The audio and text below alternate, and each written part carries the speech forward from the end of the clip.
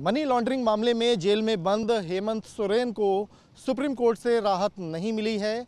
Supreme court ने कहा है कि आप नियम के तहत पहले हाई कोर्ट जाएं, वहां अपनी बात रखें। और आज की सुनवाई में जब हेमंत सोरेन की ओर से वरिष्ठ वकील कपिल सिब्बल और अभिषेक मनु सिंघवी पेश हुए तो उन्होंने दलील यही दी कि हम हाई कोर्ट इसलिए नहीं गए कि ये राजनीति से प्रेरित मामला है, इस वजह से ये गिरफ्तारी हुई है और सुप्रीम कोर्ट से एक संदेश जाना चाहिए कि ईडी की शक्तियों का दुरुपयोग ना हो। सुप्रीम कोर्ट ने कहा कि आप ये दलीलें हाई कोर्ट के सामने भी रखें। हाई कोर्ट भी संवैधानिक बेंच है, अगर आपको किसी की शक्तियों से और ईडी से अगर कोई शिकायत है तो ये वाली बात वहाँ रखें। एक नियम है, एक प्रोसेस है, उसका पालन करें।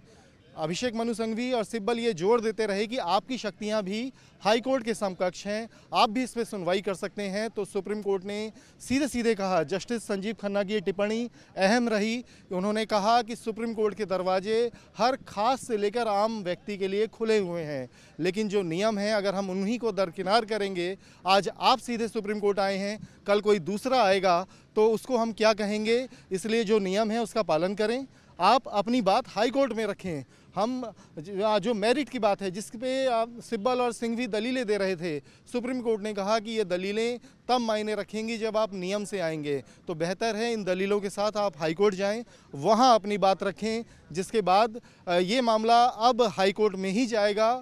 हालांकि जो कानून के जानकार हैं वो बताते हैं कि हाई कोर्ट में भी सोरेन की मुश्किलें आसान होती नहीं नजर आएंगी, क्योंकि सोरेन करीब 7-8 समन के बाद ईडी की पूछताछ में शामिल हुए थे। अब वो किस आधार पर कह रहे हैं कि उनको गलत तरीके से गिरफ्तार किया गया, राजनीतिक कारणों से उन्हें फंसाया जा रहा है, जबकि ईडी ने सीधे तौर पर कहा है कि एक भूमि घोटाला है, उसमें मनी लॉन्ड्रिंग हुई है जिसमें सोरेन की भूमिका उन्हें मिली है और उसी के लिए वो पूछताछ के लिए समन कर रहे थे, लेकिन सोरेन पेश नहीं हुए। यहाँ ये भी बता दें कि सोरेन एक समय में ईडी के समन के खिलाफ भी सुप्रीम कोर्ट आए थे, तब भी सुप्रीम कोर्ट ने उन्हें ये सलाह दी थी कि आप हाई कोर्ट जाकर अपनी दलीलें रखें। उस मामले में भी सोरेन को कोई राहत नहीं मिली थी। तो ऐसा प्रतीत होता है कि जो ईडी की इन्वेस्टिगेशन है, जब तक वो एक मुकाम पर नहीं पहुंच जाती, तब तक सोरेन के लिए किसी भी न्यायालय से राहत पाना आसान नहीं होगा। वीडियो जर्नलिस्ट मुकेश झा के साथ अवनीश चौधरी, न्यूज़ नेशन दिल्ली।